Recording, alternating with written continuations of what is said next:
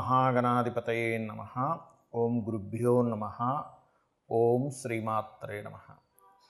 పరమేశ్వర స్వరూపమైనటువంటి జ్యోతిష, వాస్తు మరియు ఇతర అనేకమైనటువంటి శాస్త్రములను మనకు అందించినటువంటి మహర్షులకి నమస్కారం. హయగ్రీవ హయగ్రీవ హయగ్రీవేతి యో వదేత్ తస్య నిస్సరతే వాణి జహ్నుకన్యా ప్రవాహవత్. అరుణాం కరుణాతరంగితాక్షీం ధృతపాశాంకుశపుష్పబాణచాపాం అనిమాదిభిరావృతాం మయూకైః అహమిత్యేవ విభావయే భవానీం. శ్రీమాత్రే నమః. ఓం పితృదేవతాభ్యో నమః. మనం ఈరోజు చెప్పుకోబోయేటువంటి టాపిక్ ఏమిటి అంటే 12 లగ్నాల వారు ఏ విషయాల పట్ల జాగ్రత్త వహించాలి, ఏ ఉపాసన చేసుకోవాలి, ఏ విషయాల వల్ల వీళ్ళకి కలిసి వచ్చే ఆస్కారం అధికంగా ఉంది అనే విషయాలు మనం ఇప్పుడు తెలుసుకుందాం.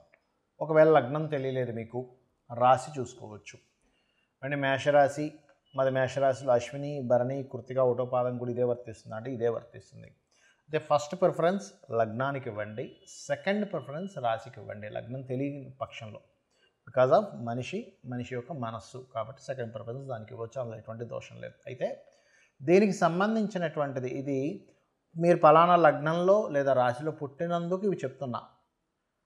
బట్ మీ పర్సనల్ చార్ట్ బట్టి కొన్ని కండిషన్స్ ఉంటాయి, అది నేను మీకు వీడియో ఆఖరిలో చెప్తాను. వీడియో ఆఖరి వరకు చూసినట్లయితే మీకు పరిపూర్ణంగా తెలుస్తుంది. ఇప్పుడు ఒక్కొక్క లగ్నం గురించి మనం తెలుసుకుందాం. మీన లగ్నము, మీనరాశి. మీనం వారికి సహజంగానే అన్వేషణ లగ్నం అంటారు. అంటే ఏమిటి, ఈ లైఫ్ అసలు నేను ఎందుకు జన్మించాను, వాట్ ఈజ్ మై లైఫ్ అనేటువంటిది ఒక అన్వేషణపూర్వకంగా ఉంటుంది. నేను ఎందుకు జన్మించాను, నా కర్మ ఏంటి, ఇది అన్వేషిస్తుంటారు. ఈ లగ్నంలో పుట్టినా, ఈ రాశిలో పుట్టినా. అయితే లగ్నంలో పుట్టే రాశిగా కానీ లగ్నం తెలీదు, రాశి చూసుకోండి. ఆ రాశిలో కూడా 3 నక్షత్రాలు ఉంటాయి. పూర్వాభాద్ర 4వ పాదము, ఉత్తరాభాద్ర, అదేవిధంగా రేవతి నక్షత్రాలు. పూర్వాభాద్ర వాళ్ళు దక్షిణామూర్తిని స్మరణ చేయడం మంచిది. నిద్ర లేచిన వెంటనే ఓం దక్షిణామూర్తి నమః అనుకుని ఒక 10 నిమిషాలు మెడిటేషన్ చేసుకోండి. దీనివల్ల ఏమవుతుందంటే మీ మెంటల్ స్టేటస్, మీ మానసిక స్థిరత్వం బాగా పెరుగుతుంది. మానసికంగా మనం ఎప్పుడైతే స్ట్రాంగ్గా అవుతామో అన్నీ బాగుంటాయి మనకి. అదేవిధంగా ఉత్తరాభాద్ర నక్షత్రం వాళ్ళు వెంకటేశ్వర స్వామిని లేదా కాళికా అమ్మవారిని, రేవతి నక్షత్రం వాళ్ళు మహావిష్ణువుని స్మరించుకుంటూ నిద్రలేవండి. అయితే మీ యొక్క కర్మ దేంతో సంబంధం కలిగి ఉంటుంది, తండ్రితో సంబంధం కలిగి ఉండేటువంటి కర్మ ఉంటుంది. అంటే తండ్రితోనో పుత్రుడితోనో ఏదో తెలియని చిన్న మిస్అండర్స్టాండింగ్స్ కావచ్చు, వాళ్ళతోనే లైఫ్ అంతా లీడ్ చేయడం కావచ్చు, వాళ్ళ గురించే మీరు జీవిస్తున్నారు అన్నట్టుగా మీ లైఫ్ ప్యాటర్న్ ఉండడం కావచ్చు, ఇవి జరుగుతూ ఉంటాయి. అండ్ అగైన్ మరొకటి ఏంటంటే విదేశాలకు వెళ్ళి స్థిరపడేటువంటి కర్మ కూడా మీకు కనెక్ట్ అవుతుంది. అంటే చాలా మటుకు మీరు మీన లగ్నంలో వారు మీన రాశిలో జన్మించారంటే వాళ్ళు 99% ఆఫ్ పీపుల్ విదేశాల్లో ఉండడానికి ఎక్కువ ఇష్టపడతారు.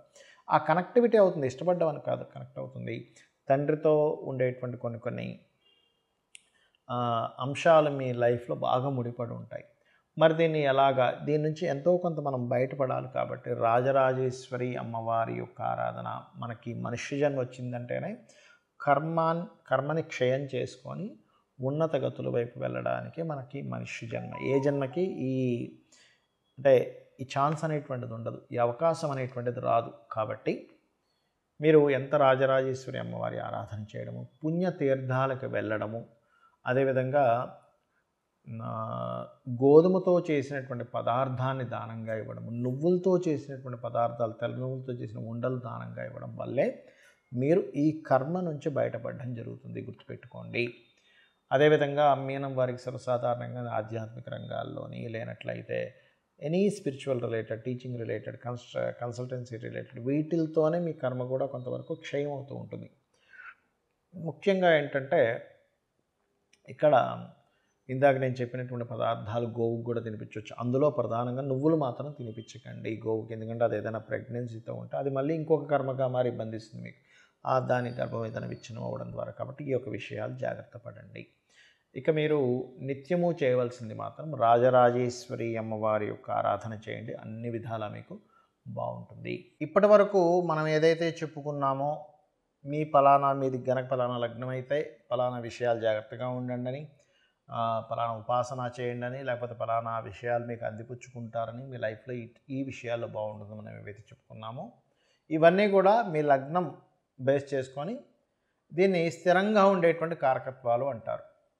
అంటే పలానా లగ్నంలో పుట్టాము అంటే పంచమాధిపతి రవి అవుతాడు, మేషంలో పుడితే, లేదా వృషభంలో పుడితే పంచమాధిపతి బుధుడవుతాడు, అదే మిథునంలో పుడితే పంచమాధిపతి శుక్రుడు అవుతాడు, లేకపోతే లగ్నాధిపతి బుధుడవుతాడు. ఇట్లా కొన్ని కాంబినేషన్స్ బట్టి చెప్పుకుందాం.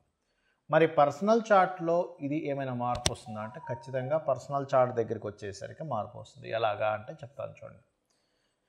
ఇప్పుడు టీటీ ఇంజెక్షన్ ఉంది. టీటీ ఇంజెక్షన్ ఏదైనా సెప్టిక్ అయితే వేస్తారు.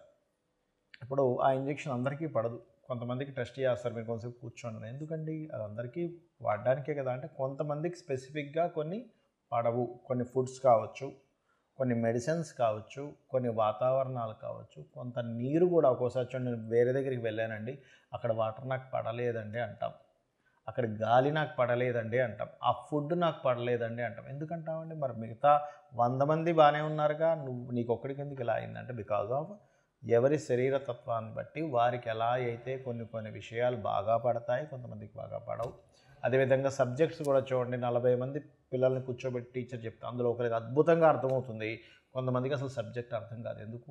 మరి అందరికీ ఒకలాగే చెప్పింది కదా టీచర్ అంటే బికాజ్ ఆఫ్ వాళ్ళకున్నటువంటి అవగాహన, వాళ్ళకున్న ఇంట్రెస్టు, ఇవన్నీ మనం బేరేజ్ చేసుకుంటాం. అంటే పర్సనల్గా ఉండే వాళ్ళ తెలివితేటలు కానీ వాళ్ళకుండే శరీరతత్వాన్ని బట్టి వాళ్ళకి తెలుస్తూ ఉంటుంది. అలాగే మీ జన్మజాతకంలో ఉండే కాంబినేషన్స్ ఇప్పుడు నేను చెప్పినవి ఏవైతే ఉన్నాయో కొంతవరకు అది మారుస్తూ ఉంటుంది. అంటే ఉదాహరణకి నేను మీకు మేషలగ్నం వారికి అప్పుల విషయంలోనే మెయిన్గా జాగ్రత్తగా ఉండాలని చెప్పాను. కానీ వారి జన్మజాతకంలో కొంచెం బుధుడు బాగున్నాడు అనుకోండి, అప్పుడు అంత ప్రమాదం రాదు. లేదా బుధుడు ఇంకా పాడైపోయాడు ఉదాహరణకి, అప్పుడు ఇంకా ఎక్కువ ప్రభావం వస్తుంది. సో ఇలాంటివి చూసుకోవాలి. అంటే ఏమిటి, నేను ఏదైనా ఆరోగ్యం గురించి చెప్పానంటే మీ జాతచక్రంలో రవిని చూసుకోండి. రవి బాగున్నాడంటే మీరేం కంగారు పడక్కర్లేదు. రవి కనుక పాడేయాడంటే ఇంకొంచెం జాగ్రత్తగా ఉండాలి. మానసిక విషయాల గురించి చెప్పాను, చంద్రుడు బాగున్నాడు, ఎక్కువ కంగారు అక్కర్లేదు. చంద్రుడు పాడయ్యాడు, అప్పుడు మీరు ఏ బియ్యం దానం ఇవ్వడమో చేయండి. అలా కాకుండా యాక్సిడెంట్సో లేకపోతే భూ వివాదాలు ఎక్కువగా ఉంటాయి ఈ లగ్నం వారికి అని చెప్పాను అనుకోండి, అప్పుడు మీరు చేయవలసింది ఏంటంటే కుజుడు బాగున్నాడా టెన్షన్ ఏం పెట్టుకోకండి. కుజుడు పాడైతే అప్పుడు మీరు కందులు దానంగా ఇవ్వడం, సుబ్రహ్మణ్యేశ్వర స్వామి ఆరాధన చేసుకోవడం, వారాహి అమ్మవారి ఆరాధన చేసుకోవడం చేయండి. అదేవిధంగా బుధుడు పాడయ్యాడు, అప్పుడు విష్ణు సహస్రనామాలు బాగుంటే ఏం టెన్షన్ పడక్కర్లేదు. అంటే ఇప్పుడు నేను చెప్పినటువంటివి ఏవైతే ఉన్నాయో గ్రహం కనుక బాగుంది, ఆ రాసులు కనుక బాగున్నాయి, టెన్షన్ పడకండి. ఆ రాసులు బాగోలేవండి, ఆ గ్రహం పాడైంది, మరింత ఎక్కువ జాగ్రత్త తీసుకోండి అని నేను మీకు ఒక క్లారిటీ ఇస్తున్నాను. అదేవిధంగా గురువు అయితే శనగల దానంగా ఇవ్వడం, గురువులు అంటే ఏదైనా బంగారానికి సంబంధించినటువంటి టీచింగ్ లైన్స్ సంబంధించిన విషయాల్లో కొంత జాగ్రత్తగా ఉండాలి. శుక్రుడైతే వివాహ సంబంధించిన విషయాల్లోని, శని భగవానుడైతే మీరు చేసే జాబ్ రిలేటెడ్ సంబంధించిన విషయాల్లోని, హెల్త్ విషయాల్లోని, రాహు అయితే విదేశాలకు వెళ్ళి అక్కడ ఉండేటువంటి విషయాల్లోని, కేతు అయితే కొంత ఆధ్యాత్మికత లేదా కొంత వైరాగ్య సంబంధించిన కొంతమందికి వస్తుంటుంది. అది పర్టికులర్గా ఏంటంటే కొన్నిసార్లు అయ్యో ఇటువంటి వైరాగ్యం ఈ సమయంలో రావడం ఏమిటి అనుకుంటూ ఉంటాం. ఏది మన మహాభారతంలో ఆ యొక్క యుద్ధం జరిగే సమయంలో అర్జునుడికి వచ్చినట్టు, అంటే ధర్మాన్ని వీడి ఒక రకమైన వైరాగ్యం. అప్పుడు కృష్ణుడు లాంటి వాడు మనకు కావాలి. ఆ శ్రీకృష్ణ పరమాత్మ యొక్క భగవద్గీత ఎవరైతే వింటారో ఈ వైరాగ్యం కూడా తగ్గుతుంది. సో నేను చెప్పినటువంటివి పర్సనల్ చార్ట్లోకి వచ్చినప్పుడు కొంత మార్పు వస్తుంది అనేటువంటి విషయాన్ని మీరు అర్థం చేసుకుంటూ నేను చెప్పినటువంటి పరిహారాలు మీరు చేసుకొని ఆ పితృదేవతల అనుగ్రహం కూడా పొంది లలితాంబిక అమ్మవారి యొక్క అనుగ్రహం కూడా పొందాలని మనస్ఫూర్తిగా కోరుకుంటూ మీ యొక్క జీవితాలు మరింత ఉజ్వలంగా మరింత సక్సెస్ఫుల్గా సాగాలని మనస్ఫూర్తిగా కోరుకుంటూ శ్రీమాత్రే నమః.